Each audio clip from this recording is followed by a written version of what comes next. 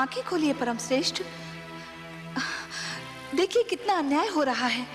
सुरुचि ने कितनी निर्ममता से उस नन्हे से बालक का हृदय तोड़ दिया।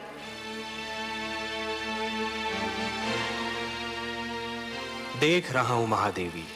देख रहे हैं और फिर भी मौन है। यही तो उत्तानपाद भी कर रहा था। मैं तो देवलोक की हूं। मुझ में ये साधारण मानवीय भावनाएं नहीं होनी चाहिए थी, किंतु ध्रुव के साथ हो रहे दुर्व्यवहार को देखकर मेरा भी मन भर आया है। आपका मन इसलिए भर आया है देवी कि आप स्वरूप में नारी हैं और हर नारी में एक माता छिपी होती है। दया, करुणा और ममता नारी की विशेषताएं हैं। नारी तो सुरुचि भी है त्रिलोकीनाथ, किंतु विश्वास नहीं होता कि इतनी सुंदर नारी का मन इतना कठोर भी हो सकता है। हर वस्तु जो चमकती है वो कुंदन नहीं होती देवी।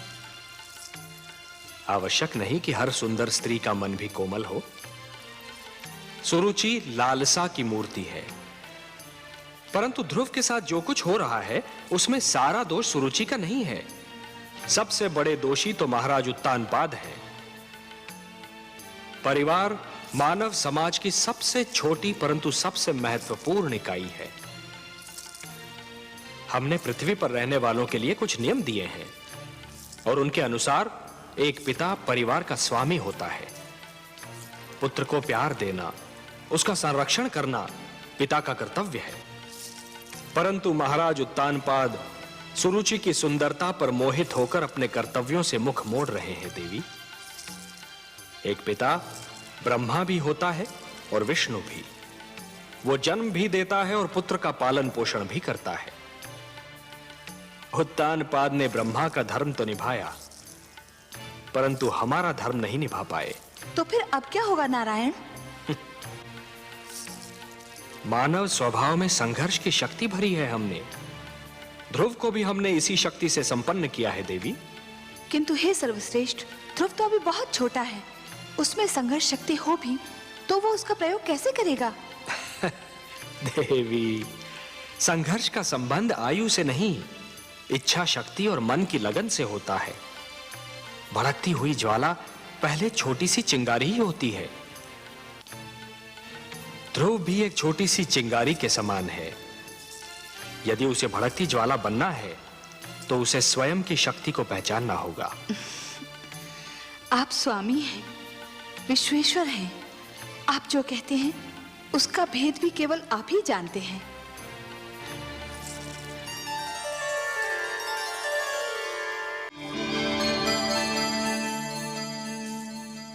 हे प्रभु, देखिए नन्हा ध्रुव रात्रि के अंधेरे में राजभवन को छोड़कर आपकी खोज में निकल गया है। हाँ देवी, वो अपने मन की लगन को दबा नहीं पाया। परंतु हे सर्वव्यापी, वो तो क्षीर सागर का मार्ग भी नहीं जानता।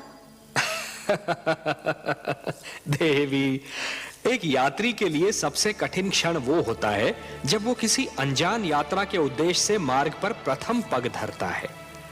फिर तो मार्ग में सहस्त्रों घने पेड़ मिल जाते हैं जो उसके पैरों तले शीतल छांव बिछाने को तैयार रहते हैं। फिर मार्गदर्शक भी मिल जाता है, और मार्गदर्शक तो गुरु होता है देवी। परंतु हे सर्वश्रेष्ठ, वो तो अभी एक बालक है। उसे इस यात्रा में कितना दुख झेलना पड़ेगा। महादेवी, बूंद जब किसी मेघ की गोद से निकलती है तो उसके मन में असंख्य आशंकाएं होती हैं। सोचती है कि उसका अंत क्या होगा। क्या वो किसी मरुस्थल की सुलगती रेत पर गिरेगी और सूख जाएगी, या किसी सुलगते अंगारे पर गिरेगी और भस्म हो जाएगी, या फिर किसी कांटे पर गिरेगी और उसका शरीर छलनी हो जाएगा। क्या होगा उसका अंत? परंतु जब वो किसी सीप के मुख में गिरती है और मोती बन जाती है, तब उसे यह ज्ञान होता है कि उसकी यात्रा शुभ थी। आपकी बातें आप ही जाने परमेश्वर, किंतु आज्ञा हो तो एक बात कहूं। आप तो हमारी अर्धांगिनी हैं। हमसे कुछ कहने के लिए आपको हमारी अनुमति और आज्ञा की आवश्यकता नहीं है देवी। कहिए, अवश्य कहिए। यदि ध्रुव पर राह में कोई संकट आया तो मैं चुप नहीं रहूंगी, मैं इस खेल में कूद पड़ूंगी और आप मुझे रोकिएगा मत। नहीं रोकेंगे, परंतु एक बात का ध्यान तो आपको भी रखना होगा देवी। कौन सी बात? कि नियमों को बनाने वाले स्वयं उनको तोड़ा नहीं करते। मैं समझी नहीं त्रिलोकीनाथ। मानव के भाग्य विधाता ब्रह्मा है। आप ब्रह्मा के लिखे को बदलने की चेष्टा न कीजिएगा देवी। ध्रुव हमको ढूंढता हुआ आ रहा है और इस राह में उस पर वही बीतेगी जो ब्रह्मा ने उसके भाग्य में लिख दी है। वो हम तक पहुंच पाएगा या नहीं, ये तो केवल ब्रह्मा ही जाने। परंतु इस बालक के लिए आपके मन में इतना स्नेह क्यों उमड़ रहा है देवी? मैं नहीं जानती प्रभु, पर न जाने क्यों ऐसा लगता है जैसे ध्रुव मेरी ही संतान हो। इतना महान स्थान दे दिया उसे आपने। क्यों? क्या वो इस स्थान के योग्य नहीं? इतनी छोटी सी आयु में इतना बड़ा निर्णय, इतना दृढ़ निश्चय, ये सब महानता के लक्षण नहीं है तो और क्या है? उसे अपनी महानता सिद्ध तो कर लेने दीजिए। अवश्य, परंतु ध्रुव पर अगर कोई संकट आया तो मैं सहन नहीं कर पाऊंगी।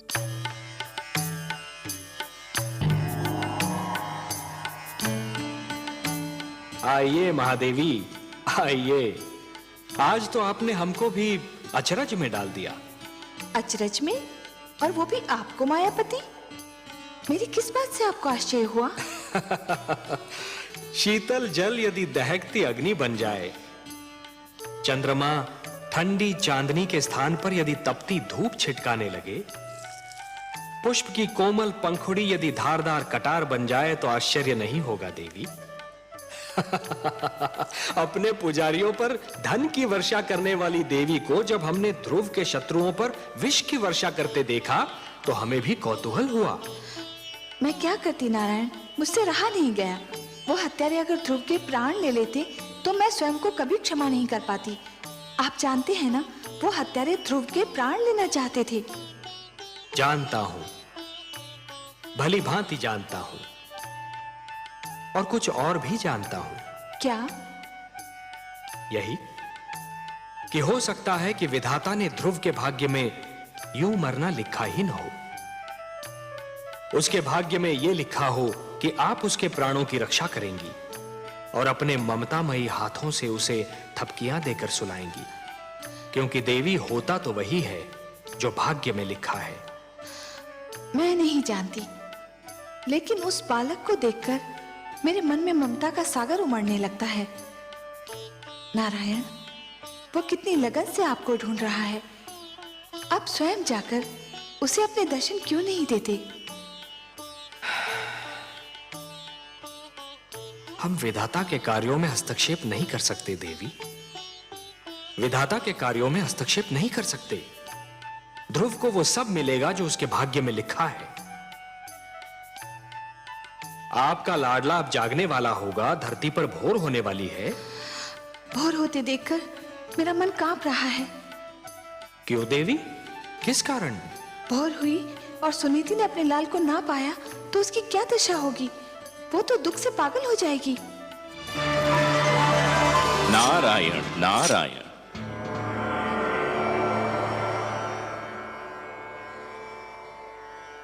आज बहुत प्रसन्न दिखाई दे रहे हैं देवर्षि। प्रसन्न क्यों न हूं सर्वेश्वर। धरती पर जब कोई अनुपम घटना घटती है तो मन इस प्रकार से खिल उठता है मानो बसंत बयार बहने से मधुबन। और आज तो मैंने वो दृश्य देखा जिसे देखकर मैं आनंद विभोर हो उठा। मुझे ज्ञात नहीं था कि कभी कभी किसी के कड़वे वचन भी कानों में अमृत रस घोल दिया करते हैं। तो अपनी प्रसन्नता हमसे नहीं बांटेंगे देवर्षि? आपसे क्या छिपा सकता हूं, आप तो विश्वव्यापी हैं। परंतु विश्वास कीजिए, आज महाराज मनु ने अपने पुत्र को ऐसी खरी खरी सुनाई कि मेरा मन तो झूम उठा। उत्तानपाद पर सुरुचि की मोह माया का जो रंग चढ़ा हुआ था वो तो ऐसे उतर गया जैसे बरखा की बौछार पड़ने से वृक्ष पे जमी धूल उतर जाती है। मनु ने वही किया जो एक परिवार के सर्वे सर्वा को करना चाहिए था। नई पीढ़ियां जब अकारण ही आवेश में आकर अपने पूर्वजों के बनाए हुए अच्छे नियम तोड़ने लगे, सुंदर परंपराओं का त्याग करने लगे और अपने संस्कारों से विमुख होने लगे, तो बड़ों का कर्तव्य है कि उन्हें भटकने पर टोकें, पतन से रोकें। जिस प्रकार एक अंकुश मदमस्त हाथी को अनियंत्रित होने से रोकता है, उसी प्रकार बड़ों का उपदेश छोटों को भटकने से रोकता है। परंतु मुझे आश्चर्य तो इस बात पर हुआ कि उत्तानपाद चुपचाप सिर झुकाए अपने पिता की फटकार सुनता रहा। इसमें आश्चर्य की कोई बात नहीं है देवर्षि। जिस प्रकार देर तक सोने वाले को सूर्य की तीव्र किरणें जागने के लिए विवश करती हैं, उसी प्रकार मनु के कटु वचन ने उत्तानपाद को झिंझोड़ना चाहा था। और पुत्र को भी पिता का इसी प्रकार आदर करना चाहिए, क्योंकि पिता ने पुत्र से अधिक जीवन जिया होता है। पिता के अनुभव पुत्र के अनुभवों की तुलना में कहीं अधिक विशाल, अधिक व्यापक और समय की कसौटी पर अधिक खरे उतरे हुए होते हैं। देवर्षि, नवीन पीढ़ियों को भी यह जान लेना चाहिए कि जीवन मार्ग पर उनके पहले के यात्रियों, उनके पूर्वजों के पदचिन्ह उन दीपकों के समान हैं जो उन्हें सही राह दिखाते हैं। मनु ने उत्तानपाद को उचित मार्ग दिखाया। उचित मार्ग? आपकी लीला भी विचित्र है मायापति। आपने ध्रुव को अपनी ही खोज में भेज दिया और उधर महाराज उत्तानपाद ध्रुव की खोज के लिए निकल रहे हैं। और इस बात को आपसे अच्छा और कौन जान सकता है कि ध्रुव का आप तक और उत्तानपाद का ध्रुव तक पहुंचना कितना कठिन है। कठिनाइयां ना हो तो मानव जाति में चुनौतियां स्वीकार करने की क्षमता ही समाप्त हो जाए। हर पग पर सरलता मिली तो मानव जीवन बहुत कठिन हो जाएगा देवर्षि। जूझने दीजिए उन दोनों को अपने संघर्षों से। उन्हें पता तो चले कि जीवन की कठिनाइयों से हर व्यक्ति को स्वयं ही उलझना पड़ता है और स्वयं ही उनके समाधान ढूंढने पड़ते हैं। वह तो ठीक है प्रभु, मुझे महाराज उत्तानपाद की चिंता नहीं है। वो तो ध्रुव की खोज में निकले हैं। ध्रुव किन मार्गों पर जा सकता है, किन क्षेत्रों में जा सकता है, इसका ज्ञान है उनको। उन्हें किसी मार्गदर्शक की आवश्यकता नहीं है। मुझे चिंता ध्रुव की है प्रभु। वो तो आपकी खोज में निकला है। उसे तो अपने नगर के मार्गों का ज्ञान नहीं है, तो फिर क्षीरसागर के मार्ग का क्या ज्ञान होगा प्रभु? प्रश्न यह उठता है कि ध्रुव का मार्गदर्शन कौन करेगा? आप करेंगे देवर्षि। ध्रुव का मार्गदर्शन आप करेंगे। मैं? हां, आप। वैसे भी सारे विश्व को विष्णु का पता तो आप ही बताते हैं। इन तीनों लोकों में आपसे बड़ा मार्गदर्शक और कौन हो सकता है मुनिवर? ध्रुव का मार्गदर्शन आप ही को करना होगा। आपका कथन मेरे लिए आदेश के समान है प्रभु। तो फिर अपना कार्य सिद्ध कीजिए। महादेवी लक्ष्मी भी व्याकुल हैं ध्रुव के लिए। उनकी अशांति दूर कीजिए। किंतु माता है कहां? माता है ना। ध्रुव का कष्ट उनसे सहन नहीं हो रहा था देवर्षि, इसलिए धरती पर गई हैं उसे भोजन कराने। परंतु समस्या यह है कि उसे तो भोजन की भूख ही नहीं है। उसे तो केवल हमारे दर्शन की प्यास है, और वह प्यास उसका मार्गदर्शन करके आप ही तृप्त कर सकते हैं मुनिवर। ठीक है प्रभु, यदि आप ये चाहते हैं कि आप भी मेरी परीक्षा लें तो ऐसा ही सही। मैं चेष्टा करूंगा कि ध्रुव उस मार्ग पर चले जो उसके लिए शुभ हो, मंगलमय हो। नारायण नारायण।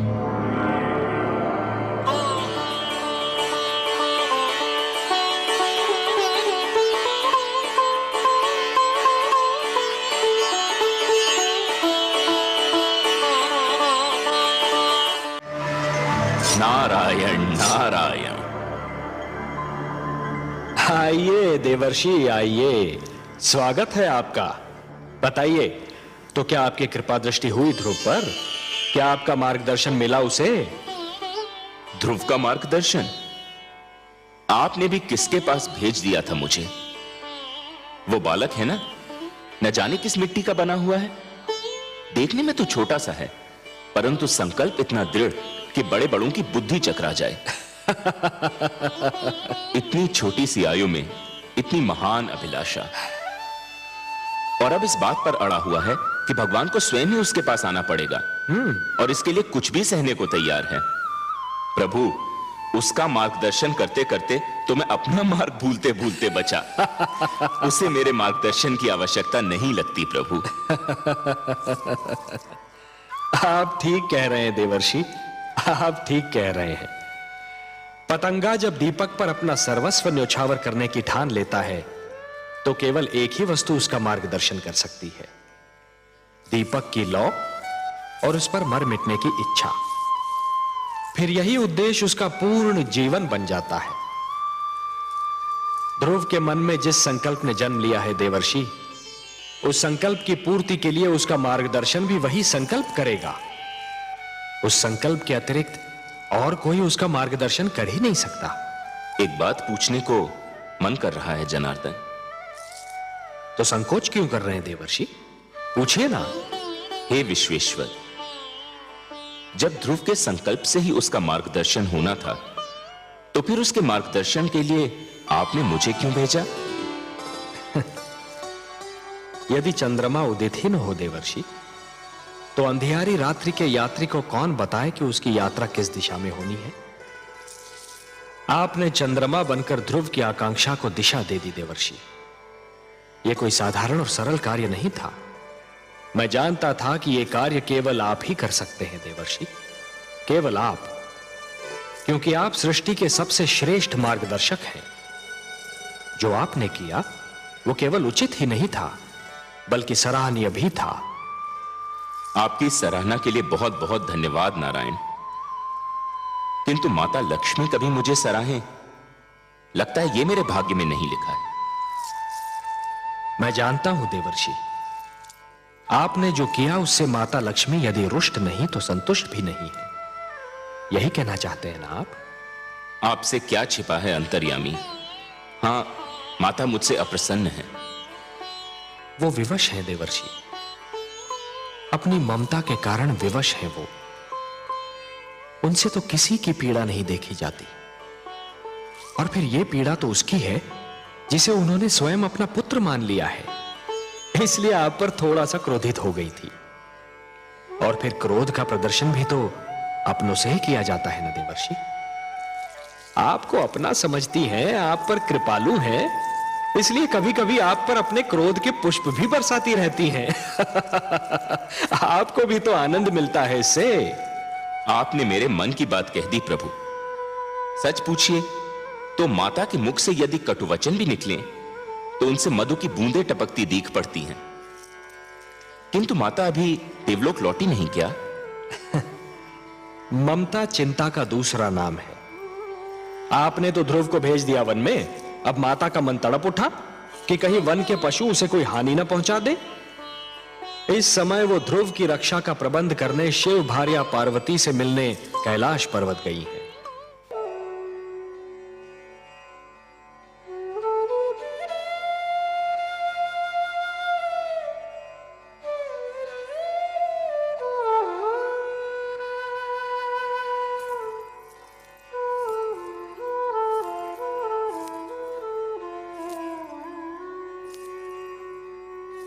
आपका मुख आपके मन का दर्पण है देवी।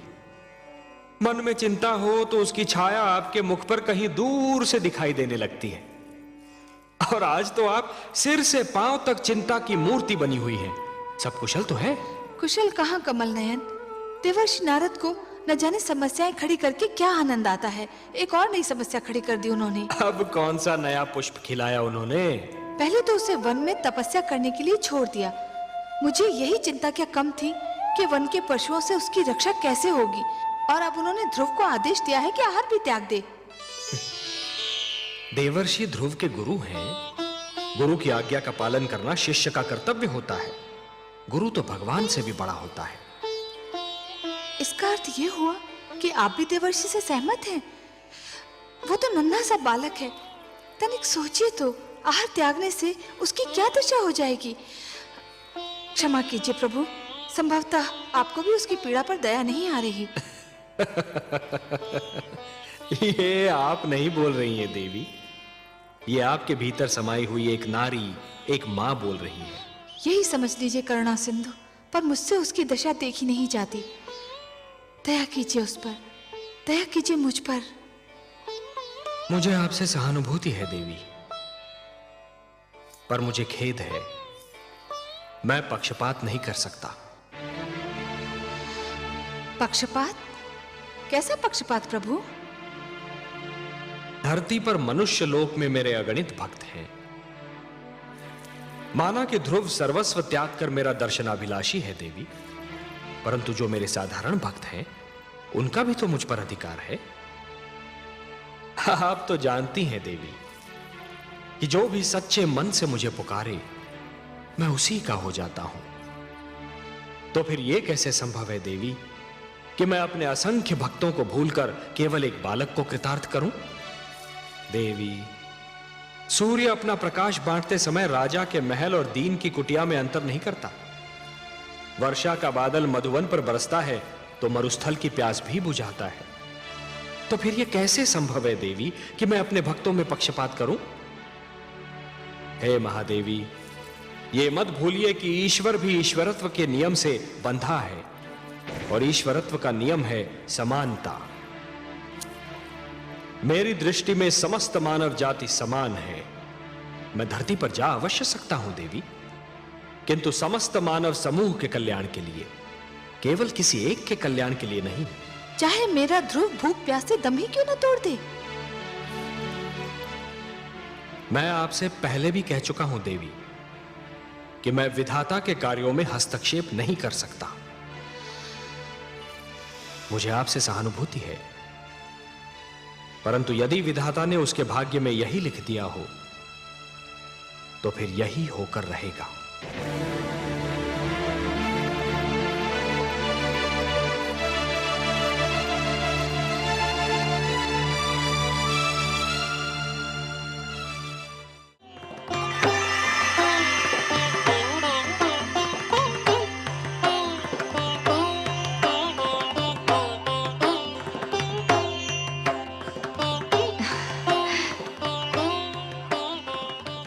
क्या हुआ स्वामी? हे कमल नयन, जब त्रिलोक में उजाला फैलता है, जब धरती पर वसंत झूमता है, जब कमल खिलते हैं, जब पुष्प अपनी सुगंध फैलाते हैं, मैं समझ जाती हूँ कि आप मुस्काए हैं।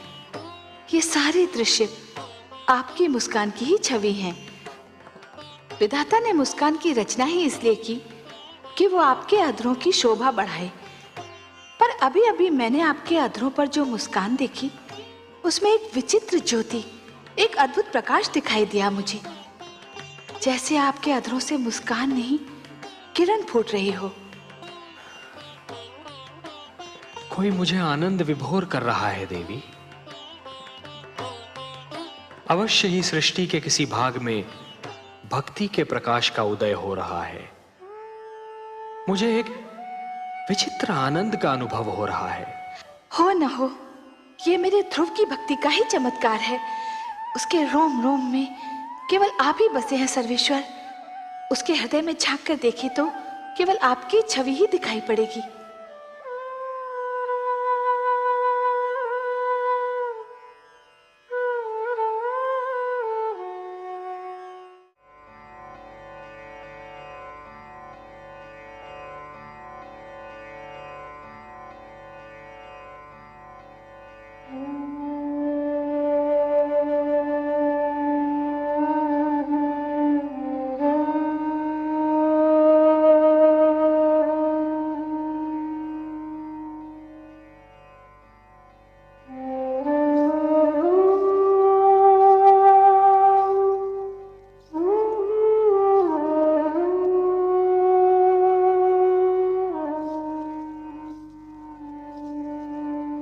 महादेवी,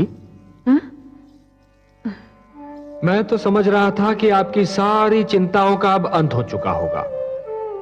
आपके पुत्र ध्रुव ने जो भी कामनाएं की थी, वो सारी पूर्ण हो गई हैं। और जो वचन मैंने उसे दिए थे वो भी पूर्ण हो गए हैं। पर आप तो अब भी चिंता की मूर्ति बनी हुई हैं, क्या सोच रही हैं? हे कमल नयन, आपके सुंदर मुख से जो पावन बोल निकलते हैं वो तो मेरे हृदय पर अंकित हो जाते हैं। आपने एक बार कहा था कि धरती पर आपके अगणित भक्त हैं। ध्रुव का कल्याण तो हो गया, पर उससे केवल एक का कल्याण हुआ है, और भक्तों का कल्याण कैसे होगा? जो ज्ञान, जो प्रकाश ध्रुव को मिला, उस पर तो समस्त मानव जाति का अधिकार है।